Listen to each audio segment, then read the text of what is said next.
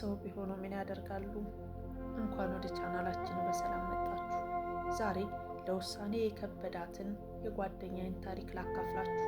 ከተከታተላችሁ በኋላ የእናንተ አስተያየት ስለሚያስፈልግ ኮሜንት መጻፋችሁ እንዳትረሱ።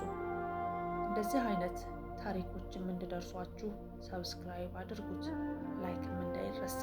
ወደ ታሪካችን እንግባ። ጓደኛዬ የተወለደችው ገጠር ውስጥ የምትገኝ ትንሽ ከተማ ነው። እንደተወለደች በ1 ዓመቷ እናትና አባቴ ተለያዩ ትላለች። ከዚያም እናቴ እኔን ይዛ ወደ እናትና አባቷ ቤት ተቀላቀለች። ከቤተሰቦቿ ጋር መኖር ጀመር። ግን የፈጣሪ ትዕዛዝ ሆነና በተወለድኩኝ በ4 ዓመቴ ባደረባት ጽኑ ድንገተኛ ህመም ሞተች። ከ4 ዓመት በኋላ ኑሮዬ ከአያቶቼ ጋር ሆነ። የኔ ፈተና የጀመረው በዚህ ሰዓት ነው ትላለች።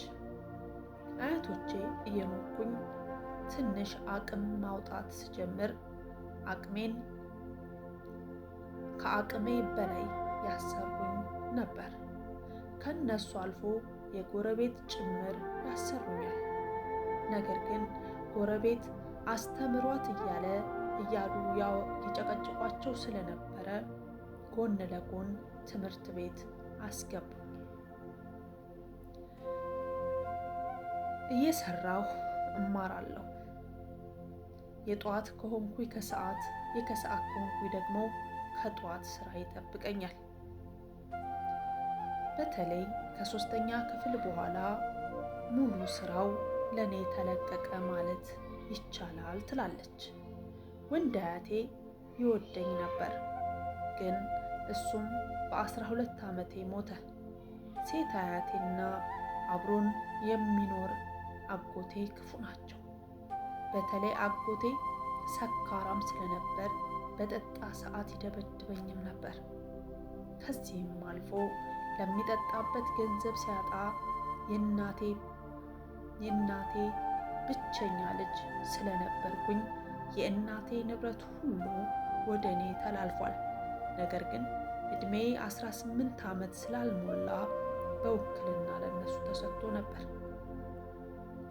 ሁሉንም አንድ በአንድ ሽጦ ጨረሰው።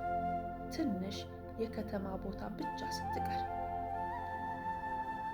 ስታድግ የት ትወድቃለች፣ ምን ትሆናለች የሚል ነገር በታሪክ አይታሰብም።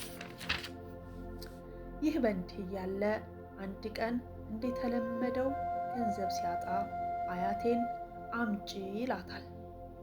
እጇ ላይ ምንም ገንዘብ የለም ነበርና ሂጂ ገበያ እህል ሽጠሽ አምጪ ትለኛለች። ያኔ የ8ኛ ክፍል ተማሪ ነኝ። ሂጄ እስከምመጣ ድረስ ተጣልተው ነበርና አያቴ ጩኻ ስለነበር ጎረቤት ተሰብስቦ ደረስኩ። ምን ሆናችሁ ነው አልኳቸው። ማንም ሊነግረኝ ግን አልፈለገም። ጎረቤትም ምን ሆነሽ ነው ብለው ሲጠይቋት የልጇን ነውር ለመደበቅ ስትል በእኔ አሳበበች። እሷ ጋር ተጣልቼ ነው ብላ አወራች። ለሰውም መጠቋቋም ያደረገችኝ። ይህን ስሰማ መቋቋም አልቻልኩም። ሰውም አገለለኝ። ያኔ እዚያ መቆየት ስላልፈለጉ ወደ አዲስ አበባ መጣሁ። አዲስ አበባ ዘመድም ጓደኛም ቤተሰብ የምለው ነገር የለም። ነገር ግን እንደመጣሁ ቀጥታ ሰው ቤት ተቀጥሬ መስራት ጀመርኩ። እድሌ ሆኖ የበለጠ ፈተና ገጠመኝ ትላለች። አዲስ አበባ ከመጣች በኋላ ምን ገጥሟት ይሆን የሚለውን ደግሞ በክፍል 2 ይዤላችሁ የምመጣ ይሆናል። ይህ ታሪክ እንዳያመልጣችሁ፣ እንደነገርኳችሁ ሰብስክራይብ ማድረጋችሁን እንዳትረሱ። መልካም ጊዜ